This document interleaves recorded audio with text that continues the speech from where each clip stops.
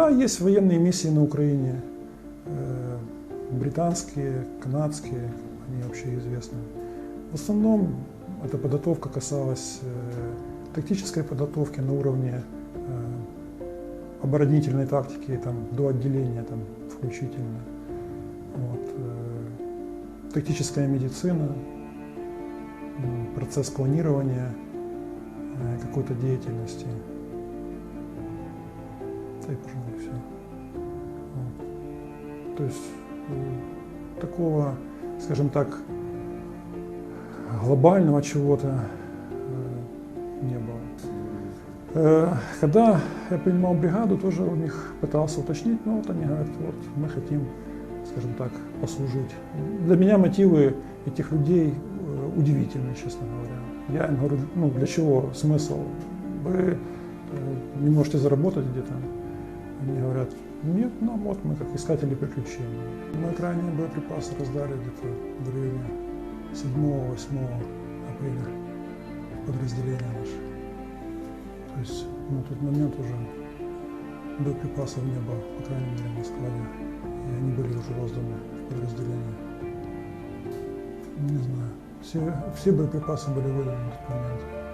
Если бы боеприпасы выданы были, если бы у меня были боеприпасы на тот момент, то я бы, соответственно, не выходил бы, еще бы находился.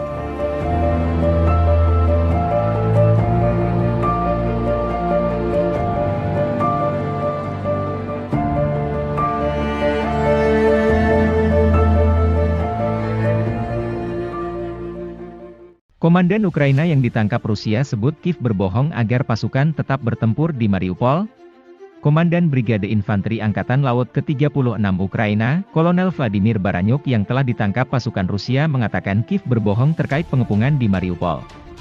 Menurutnya Kiev memberitahu pasukan yang dikepung oleh pasukan Rusia di Mariupol agar tetap bertempur karena bantuan sedang dalam perjalanan. Dilansir dari Russia Today, Minggu 8 Mei 2022, Kolonel Vladimir Baranyuk dan unitnya ditugaskan untuk menjaga pinggiran utara Mariupol.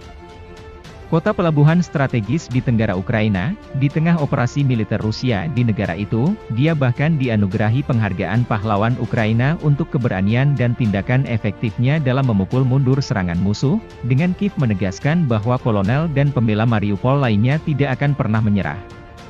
Tetapi ketika pasukan Rusia terus mendapatkan tanah, Baranyuk akhirnya menyerah secara damai setelah ditangkap selama upaya yang gagal untuk melarikan diri dari kota.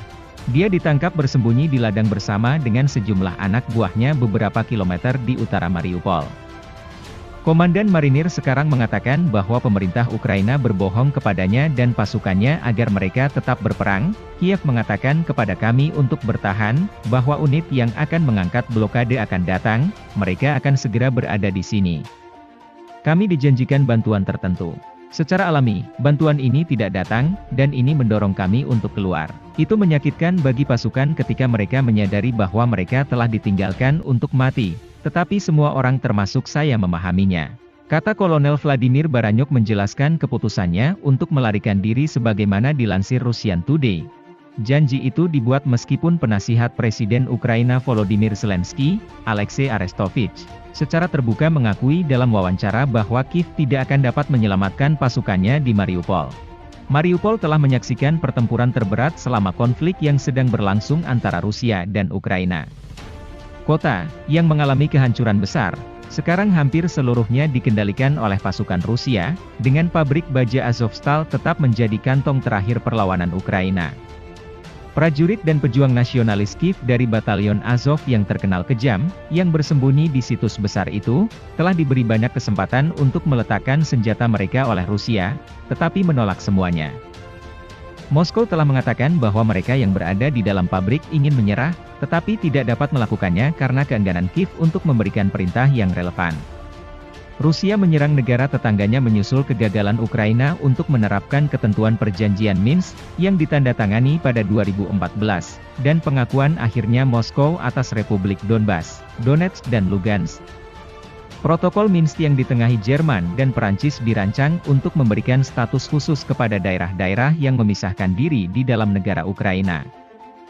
Kremlin sejak itu menuntut agar Ukraina secara resmi menyatakan dirinya sebagai negara netral yang tidak akan pernah bergabung dengan NATO. Kiev menegaskan serangan Rusia benar-benar tidak beralasan dan membantah klaim bahwa pihaknya berencana untuk merebut kembali kedua republik dengan paksa.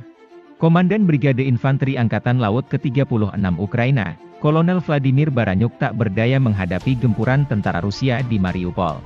Kolonel Vladimir Baranyuk memilih menyerah dan kini menjadi tahanan pasukan Vladimir Putin. Ada beberapa anak buahnya juga ditangkap. Selama wawancara dengan RT.com, Vladimir Baranyuk mengungkapkan, dalam menghadapi tentara Kremlin, unitnya diperkuat pejuang asing.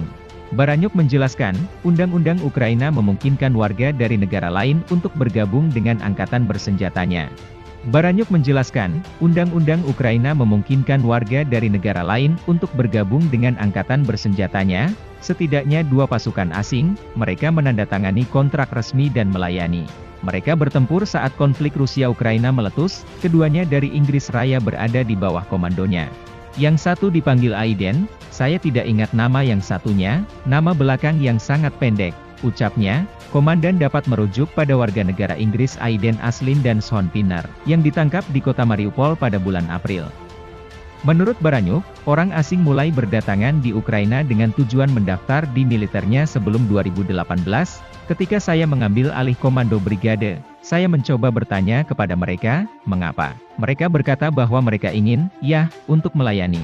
Sejujurnya, saya terkejut dengan alasan mereka, kenangnya.